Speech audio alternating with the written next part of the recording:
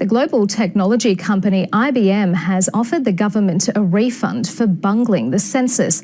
Its executives have given their first public explanation of what went wrong with their cybersecurity. Here's National Affairs correspondent Greg Jennett. IBM and I personally unreservedly apologise to the Australian public. Now it's the global tech giant's turn to be counted. We take full responsibility for our role. IBM's a $150 billion company, but its $10 million contract for Census 2016 has cost its reputation dearly, especially with the government that paid for it. As the customer, the Commonwealth was not well served. Remember, every household must participate. The big night on the 9th of August brought census cyber attacks in 4 waves.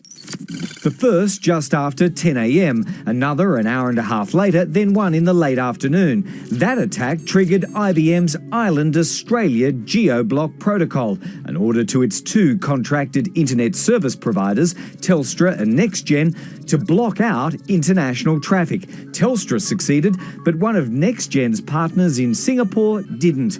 It was that pipe that was exploited by overseas attackers 2.5 hours later, and sensing what it calls the apparent appearance of outgoing traffic, an actual hack, the entire census was shut down.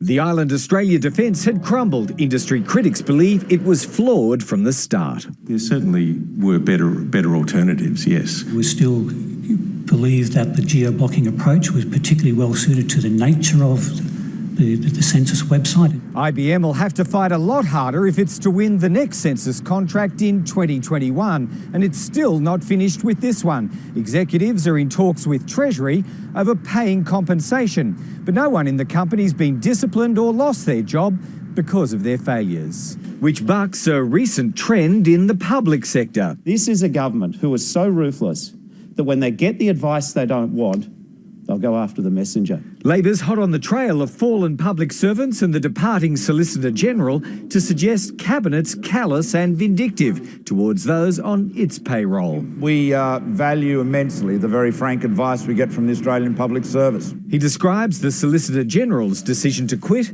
as regrettable. Greg Jennett, ABC News, Canberra.